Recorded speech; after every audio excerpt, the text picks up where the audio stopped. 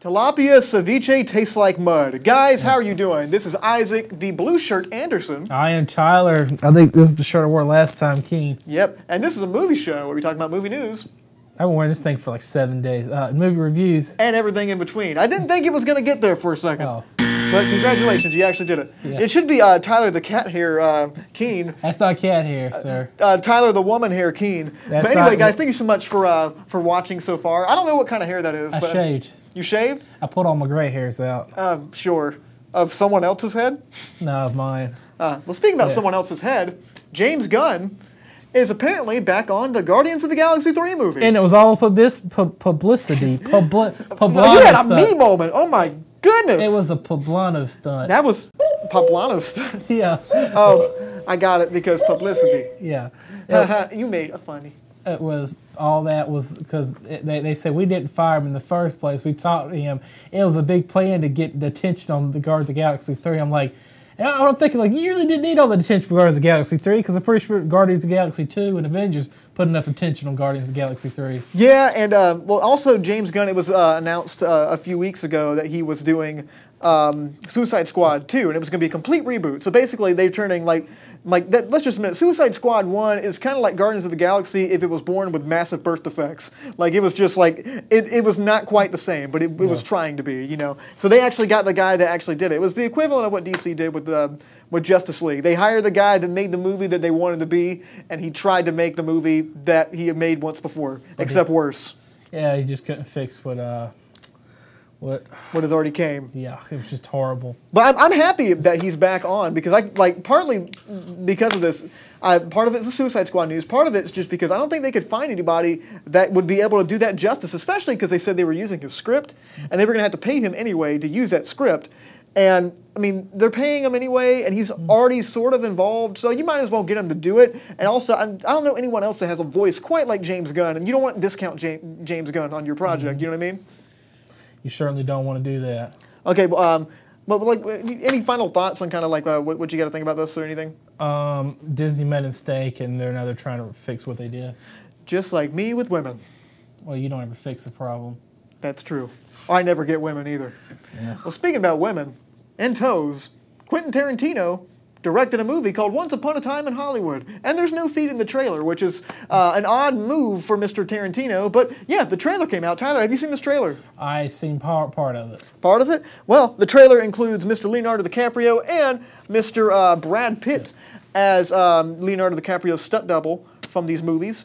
And it shows them kind of like in a kind of a changing world in Hollywood. Apparently, these kind of old-timey Western actors. He's like a classic John Wayne actor, and all these the groovy stuff's happening. It's like 1969. The world's changing, and apparently, it's going to kind of deal with them trying to deal with this transition in the world. And also, Sharon Tate's in it. I imagine she'll get murdered like at the very end of the movie because it takes place in the year she died.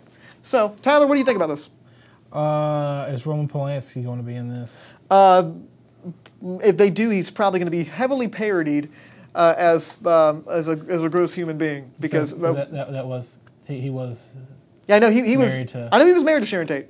Yeah, who's going to play Charles? But the recent news is still recent news. You know. Who's going to play Charles Manson? They announced it a while back. It's some German guy that I've never heard of before. But as far as kind of the movie in and of itself, this is the 9th film from Tarantino. And he really hasn't made that many bad films, if any, really. I think that the worst would probably be like Death Proof.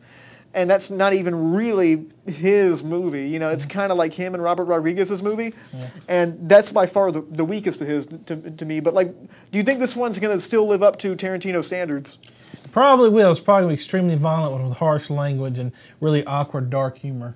Well, it's also, this is the first one that's not a Weinstein picture. So, I mean, he's also doing this with Sony, which, as we know, Sony makes quality films. Well, at least we know the actors didn't go through a lot of bad stuff to get the roles. That's true. And it makes me feel better. I'm glad he actually made the effort to try to change something that he felt was wrong. Yes. And, but Sony, let's just mention Sony real quick. Like, what kind of movies has Sony put out in the recent history, Tyler? Garbage. Garbage? Yeah, exactly. And not the good kind of garbage. Not 1995, the band Garbage, Super Vixen and all that, you know, Stupid Girl, all that stuff. We're talking bad garbage. Like money-grabbing garbage. Like The Amazing Spider-Man, Jumanji, Grown Ups, every Adam Sandler movie. Quality. Pixels. And also this photo, everyone was complaining about this photo and how they said, oh, it's not as good as his other photos. Granted, it's not. And it's a little bit more like heavily photoshopped than any of the other photos I've ever seen of his posters and everything, which kind of screams Sony. I was telling our producer, Andrew, about it, and said, it looks kind of like Sony's like, but you got to shoot it with a Sony digital camera, you know? But you got to make sure we promote Sony. Sony. And there'll probably be Sony stuff in the movie. That's probably part of his contract. And if you know Quentin Tarantino, he also hates digital cameras and images and stuff like that. And Sony's kind of a big product placement kind of thing, and they love digital cameras, and they mostly look like garbage. Use a camera. Use a camera. Wow, you're pushing the line there, buddy. Right. It's almost like a Tarantino film. But any final thoughts on this? I'll watch it, and it'll probably be in the Tarantino festival too. Heard. Well, I'm excited to see what it is. I know Andrew, producer Andrew, is very, very excited for this. He told me about this trailer. So after seeing the trailer, I'm very excited for it too. The guy that plays Bruce Lee, before we move on to the next thing, he sounds just like Bruce Lee. I think they got an awesome actor to play Bruce Lee. Maybe that'll probably be the standout of this movie, right next to the direction and everything. But I'm very excited. I think so too. I don't know. You know what I'm thinking? What? That I'll probably watch this and watch the whole marathon of all the Tarantino films before I watch this one. It would be really cool to have a marathon of this, but yeah. Yes. I mean, you could do that anytime. But speaking about doing this anytime, Disney and Fox finally made it official. And it's done. It's over. It's finished. And they're together. Complete. It is. Finally, everyone but Spider-Man is back home. Yeah, everybody but Spider-Man is technically kind of home. He's got joint custody. Well, he's got divorced parents. He got to share like time at one. Like he gets 2 Christmases. But for this one, it's finally like X-Men. They're home again. You know, it's just Professor Xavier. You know, he can finally like rest in his actual bed. You don't have to roll around that little crappy wheelchair for the rest of his film career. His really inconsistent wheelchair. Really inconsistent wheelchair. Well, yeah, so the biggest thing with this, I think what he's referring to, in case you don't know, Fox is the owner of a lot of Marvel properties, like the X-Men, specifically probably the biggest one is Deadpool, the Fantastic Four. Well, not Fantastic Four, I went back to Disney.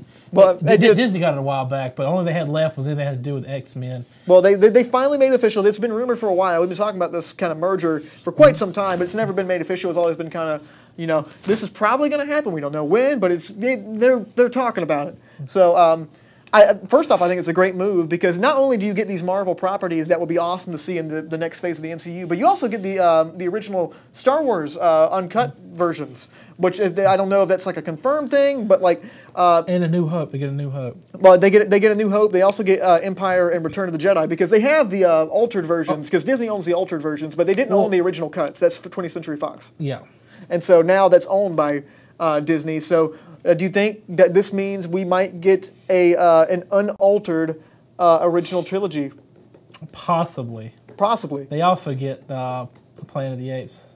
Oh my goodness, I forgot about Planet of the Apes. That would be awesome. But also, a part of a downside of this, with all the good, with all the Marvel stuff, and Star Wars possibly having a high-definition original cut release, which would be amazing, we also have all the other properties and everything under Fox's wing, which is basically all these things. I think they own like ESPN. Is that from Disney or is that already Fox? That was already Disney. The FX, I think, is owned by Fox.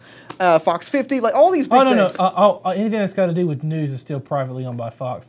They didn't absorb any of the news sites. They own like everything now. Disney owns everything, but that also means like, especially with film. People were really worried about, especially, remember Hunter? Remember him? Beard? I love you, buddy. Why, who? Come back. Exactly. He was on our poster for a while. His beard was on my face. But he was really concerned, and this is something I was concerned about too, is creative diversity. Fox has a really kind of diverse palette of different tones and genres, especially in their superhero movies, but especially in all their other movies. They have Fox Searchlight, which has all these beautiful indie movies. Because it's owned by Disney, do you think this is going to affect the kind of the diversity in the film line? How so? Well, I'm pretty sure because Fox is known for taking risks. Disney doesn't take too much risk unless they're buying something. See, with this, I got a feeling that these X-Men. I doubt they're even going to release the upcoming X-Men movie. I doubt that even comes out. But it's been pushed back so many times. And I doubt what they're probably going to do is like Disney streaming. We're going to drop those in Disney streaming. Then we're going to make our own X-Men movie.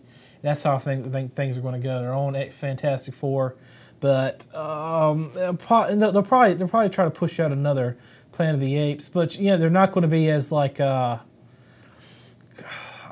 do I say it? Like they're not going to try something new. It's going to be back in the cookie cutter shape that Disney usually uses. Yeah, well, I hope that's not so, and I think we'll end on this, is that, as much as I do love the Fox independent projects and everything, a lot of them have been really awesome over the past years. I don't want that to stop, but I am happy that Disney's finally kind of get the opportunity to kind of really flesh out the universe of these movies like they kind of want to, especially with this new phase after Endgame. I'm really curious to see where they're going to take the Marvel stuff. But even more than that, I'm Disney owning everything. I don't know how I feel about that. Which brings up another point about every Marvel movie from Iron Man to the Endgame coming up have all been labeled the Infinity Saga. Okay, so obviously they got more plans. So good luck to you, Disney. Don't mess it up, please, like you did Star Wars.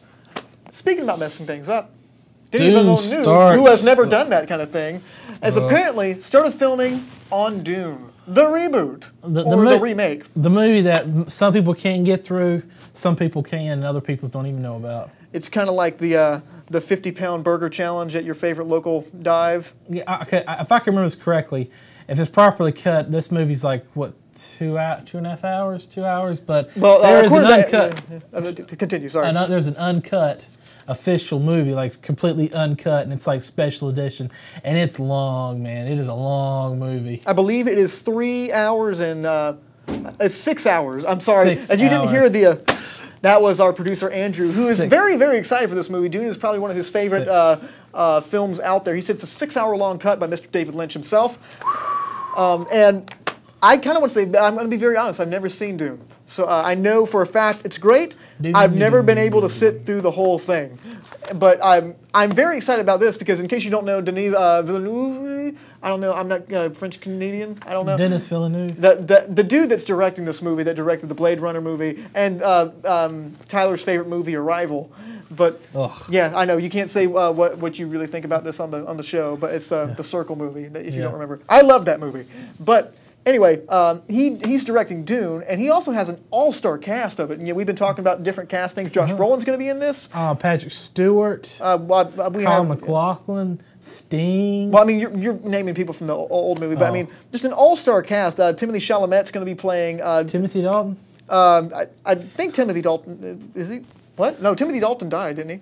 Timothy Dalton I think you're thinking about Timothy Olympian, right? I'm thinking about Timothy Dalton. I want him to be in the movie. Oh, well. As Kyle MacLachlan's character is going to be played by Timothy Chalamet, who is most known for, like, probably Call Me By Your Name. Just put Patrick Stewart in this one, too. You mean, you need a Stewart. I think Kyle MacLachlan is coming back as one of the characters, but Jason Momoa has also been cast in this, and Dave Bautista. It's a really cool cast, and Denis Villeneuve has such an awesome track record, and he's such an amazing mind and an amazing visionary. Isaac, can you explain to people what Dune is about? I told you I've never seen it. I will tell. It's about a planet with giant worms, and something about spice, and they have to get the spice to bring it up, and you can space travel with spice, but it's also addictive and turns you into critters. Okay. But you can drink some blue water that will turn your eyes blue. Okay, I think Drew is fuming in there in the control room. Andrew is running the computer, and he's very, very upset. And it's about some space princes, and then I think you might as well go ahead and stop right now. A company is trying to subjugate the people who believe that everything should be in balance, and I think Sting gets into a knife fight and dies at the end. Well, thanks for spoiling that one for me. Sorry, I spoiled a 40-year-old movie. Yeah, I know. Well, I wanted to see it. And a lot of people probably haven't seen it up here. But I'm very excited to see this reboot. Oh, yeah, see, Andrew, I didn't think you were going to be on camera. Yeah, I know. Yeah. Exactly. Yeah, I know. Right. Drew, you're very excited for this movie. Just, yes? Yeah, okay. I would say it was cinnamon they were mining on the planet. Oh, cinnamon? No, it's not cinnamon. It wasn't cinnamon, was it? They were mining cinnamon. It was spice. They had a... Okay, we might as well go ahead and stop bashing Dune because I'm very excited for this movie. I'm very excited to see the original cut. Should I watch the 6-hour version or should I watch the original cut, Drew? Just number 1 for original cut, number 2 for extended. Giant. Number 1? Okay, I'll watch both, but I'll watch the first one first. The giant worms, they're massive and they just go through the sand. Okay, well, guys, what do you think about any of the movie topics, especially this last one? Because Is it? No, Tremors. It's not like Tremors, is it? I have seen Tremors. You can go to facebook.com/Studio67NCC. You can talk about any of these topics you want. Let us know where you're watching from. If you're watching from the Philippines, if you're watching from Bristol, United Kingdom, how'd you find us? I might have tagged you in the comments. Very sorry. If you're watching from Czechoslovakia, what year is it? That's a good point. Anyway, thank you so much for watching so far. We're going to be right back after this commercial break. When it comes to culinary arts, Nash Community College is here to turn your burning passion for food into a career. Our chefs, with over 70 years of highly qualified industry experience, are here to point you in the right direction, teaching and handing down classical culinary techniques that will improve your skills and help you cut your way into the food industry. Gain invaluable experience, vital to cooking and preparing delicious food, served in a personal and creative environment. To learn more about the Culinary Arts program, visit nashcc.edu.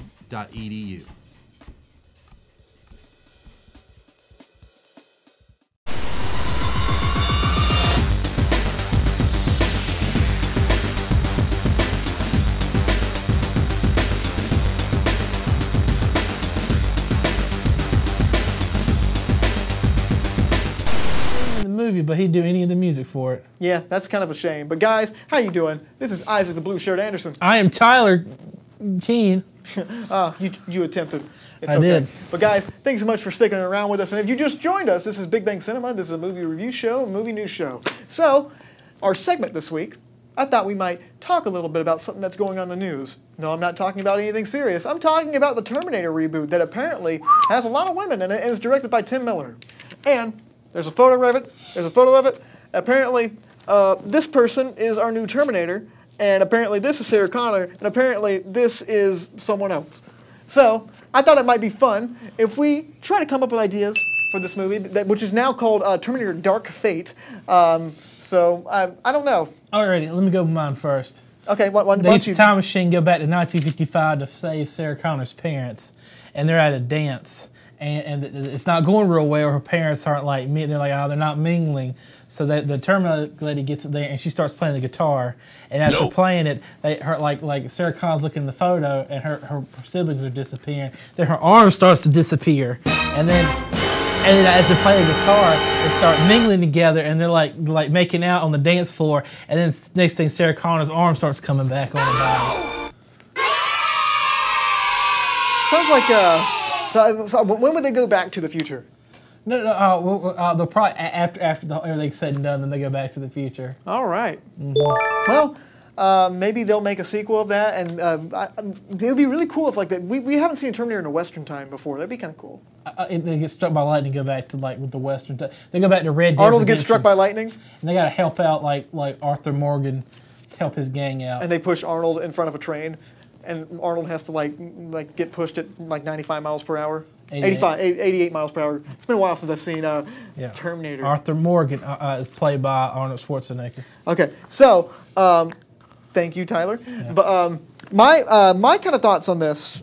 So granted, this movie's already been filmed. I know there's probably going to be somewhere there's a new Terminator, and Arnold has to kind of work together with this new female Terminator that apparently is super high tech and CGI, and got to work with Sarah Connor to try to prevent all the robots from taking over. And if he does something bad, she says she's going to dig up some of his old tweets.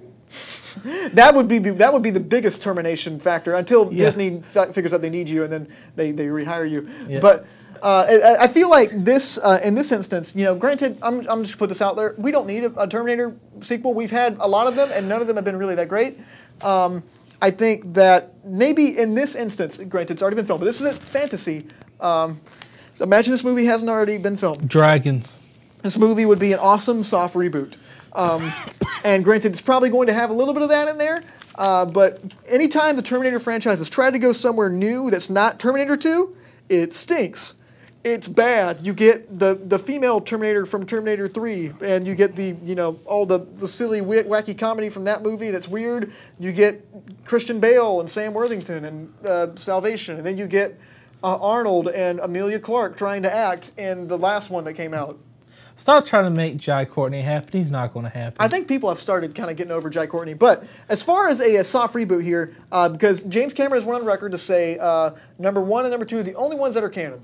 Those are the only ones that really count. None of the other things existed because he really didn't have much to do with any of the other ones. He produced it, but basically producing can be anywhere from like really hands-on working with the story, and producing can also be I showed up to set one day and watched something on Skype. Yeah. So I feel like this would be a good opportunity to kind of introduce someone new to the franchise. So I'm just going to use these photos and everything, okay? So this woman is kind of someone new. And she's working in some sort of diner, just a normal person. Gas it's station. in the modern world that we live in now. And she's kind of down on her luck, just like Sarah Connor in the first one and everything. You know, just a normal person. All of a sudden, this robot comes into the restaurant one day and tries to get close to her. And then all of a sudden, Sarah Connor comes out, shoots her in the face, and it's like, come with me if you want to live. They got to shove that in there somehow. And then she'll kind of explain the plot to her, and it's like, and maybe they obviously had to bring Arnold back somehow. And they said, years ago, they tried to kill me, and then they tried to kill my son John. And, I need your help because your son is going to actually become part of the resistance. He's going to be John Connor's right-hand man. And some would say after John dies, he's the most important, okay? So this is kind of the only way you get around this, and this Terminator is probably going to look all stupid and be able to do like all these weird things and everything. Maybe they actually make it somewhat complex because the Terminator is just kind of a plot device of like bad slasher thing. Mom. What? She's Reese's mom. John Connor's father's mom. Yeah, I know who you're talking about. Yeah. I'm trying to think about how that would work. But anyway, throughout the movie, they kind of fight the thing, and Sarah's like, I just wish I could speak to John. John's been in the bunker for so many years, and then somehow we'll have a flashback of when Arnold was with little John Connor, and it'll be like a scene we never seen. Or like she's like, he's been in rehab. It shows Edward Furlong now in actual rehab, and he's all like worn out, like he looks older than Sarah Connor. That would be heroin. Well, that would most allegedly. Allegedly. Yes. Allegedly. Allegedly, we have to say that. But anyway, so we most likely would see a flashback, which we are going to see a flashback apparently because there's been a photo of a guy that's playing Arnold and a guy that's playing a young John Connor. I don't know what they're going to do, but I know it's going to happen. So we're just putting that in there. Then in the movie, Sarah Connor dies for the cause.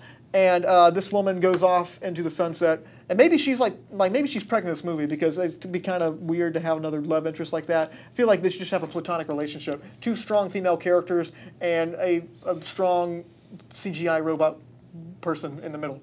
And probably there's going to be some. Most likely, what's going to happen, I'll end on this, is that there's going to be some wacky, like self-referential kind of, yay, we know we're from this movie. Yay, we said you're going to come with me if you want to live. We're going to let you know about it because we're silly. And John's instructing them what to do from the future. He's got a little speaker. He talks to them through Is the it Christian Bale this time? No, it's a Christian Bale. It's going to be, they're going to find someone. Hell, it might even be James Cameron. But it's going to like talk to the little box. You never see him. He just speaks to the box and tells them what these three girls need to do. It's just James Cameron giving them direction to the walkie-talkie. They never cut it out. That'd be kind of cool. I mean, he's not directing this movie. Tim Miller's directing this movie. But guys, let me know. And he sends John Reese back there to help him. And he like John Reese. Oh, Reese, whatever Reese's first name. Kyle Reese. Kyle Reese goes back in time, and he like kind of helps them do what they need to do. So he's got the three, and they do all the stuff, and then he kind of shows up for support. But John talks into the little box, little speaker on the table, a desk. Well, guys, in case you don't like that idea, or you like that idea, or if you hate my idea, or you like my idea, you can go to facebook.com/studio67ncc. You can leave a comment. Leave us your ideas. Just let us know you're watching the show. We really appreciate every single person that watches the show, all 4 of you. Guys, thank you so much for watching. Andrew, thank you so much for putting your 2 cents in about Dune. I know you were very excited for that movie. We'd love to have you on when we review it eventually. But anyway, guys, thank you so much for watching. If it does get made. It's getting made. If it gets released. If it'll get released, most likely. It'll most likely probably get cut down by the studio. But anyway, guys, thank you so much. We're going to be back next week, every single Thursday from 4 to 4:30. Talking about us. Well, we're going to be talking about... Are we going to review us? We're going to review us. Okay, we're going to be talking about us. Guys, thank you so much for watching. My name's Isaac Anderson. I am Tyler. You should just stop the nickname. This is your idea, and you can't come up with a nickname. Because everything about me, I wore this like yesterday, like last time. I guess Tyler, I'm wearing the 7 Okay, Tyler, this shirt 7 days straight. Key. Okay, well that's gross and true. Stay lovely, guys. See you next week.